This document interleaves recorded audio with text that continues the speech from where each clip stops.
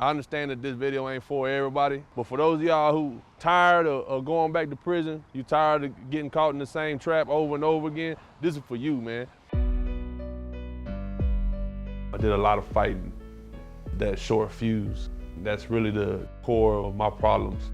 Did all kinds of activities, drinking, smoking. I started carrying a gun, and that's around the time that I started doing robberies. When I was 14, I had gotten incarcerated for assaulting a police officer. They put me in a secondary school. That's where I met the mother of my children. So at 14, I became a felon. I also became a father. Even though I was working, it still wasn't enough. I think any individual, when their back's against the wall, they're gonna resort to what they know. That's what I did.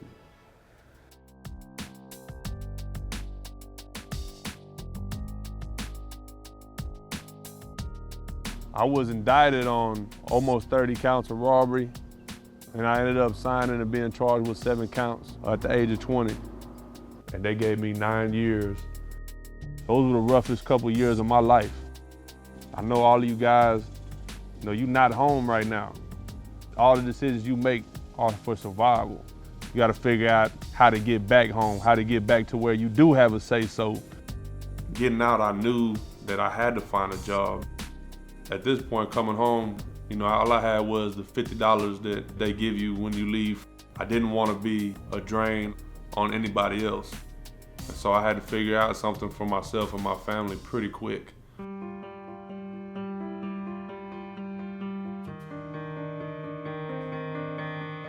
I had this felony, and even the fast food places, they won't even talk to you. You won't even get an interview. If you put it on the application that you're a felon, they'll never call you. And if you mark that you're not a felon, they may hire you, but once they find out you're a felon, they'll fire you instantly.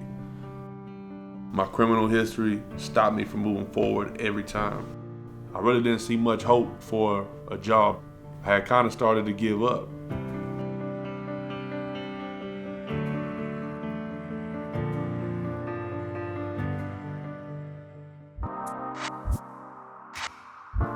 I also couldn't find a place for me and my family to live. Where my wife was living at, they didn't allow felons. I used to have to park my car around the corner, come through the back at nighttime. They tried to kick her and my kids out, and nobody would rent or lease to me. Society has a certain picture of what a felon is, and because of that perception, it limits our ability to be successful. I learned that nobody's gonna hand me a job. Nobody's gonna go out of their way to do anything for me.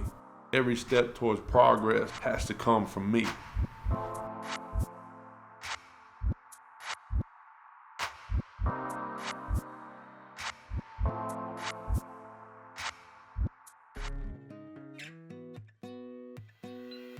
My baby sister, she had a job working at Goodwill.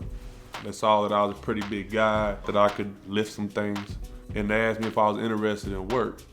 I was hired as a part-time employee. Due to my background, all I was allowed to do was take the donation from the donor and put it inside of the building. I worked that job for that 9 months like my life was dependent on it, because my life did depend on it. I was working as much as I could, and if overtime was offered, I'm working overtime. But at the end of the 2 weeks when I got that paycheck, it wasn't enough to cover my bills. It's a daily temptation. I'm still tempted now to go back to hustling. I used to make that much money in a day, in the afternoon. But I really just had to stick to my guns though. When I first started, I wasn't taken seriously at all. I acted like I was from the street. I dressed like I was from the street. In turn, I was treated like I was from the street. And in order to be taken serious by professionals, you have to become a professional yourself. I never used to smile in my life. I have a mug on my face all the time. But now I learned to smile. These small details, they have a great impact. And I felt like that one small step, it was the first step towards something else. It was around that time that the recycling department was just up and running. I put in an application, they promoted me. I just showed them everything that I could do. And then now I'm currently the aftermarket manager of environmental business services. I feel that an individual who's been incarcerated actually and have an advantage over other individuals in the workplace. In order to make it in the penitentiary, you have to have the ability to adapt to your surroundings. And it's the same once you come into the workforce. I was arrested for 2 counts of possession of a controlled substance. Now I'm responsible for what's coming in and out of the warehouse. I did 10 years of probation, and I did 2 years with Texas Department of Corrections. So now I'm the assistant manager of our environmental business service, which is recycling. I'm able to hire other felons. And my goal here is that if I can be successful with this organization as a felon, other organizations are going to see that. Treat everything like it's an investment. If you have a bank account, you can't go make a withdrawal if you never put anything in it. It's not going to be easy. Nobody's going to give you a handout or a free ride. And really, people are going to work against you. People want to see you fail, because it just proves the point that, we have no hope. Just keep your head up. Don't give up. It's going to be hard. Really, if it wasn't for those small successes, the larger successes aren't possible. I never imagined a couple years ago that I would be able to just live based off of the paychecks that I collect. For a felon, we make mistakes, and that mistake stays with us for the rest of our lives. I found a way to earn myself a second chance. This isn't the final stop. This is just the beginning. I look forward to seeing all of you guys right here with me.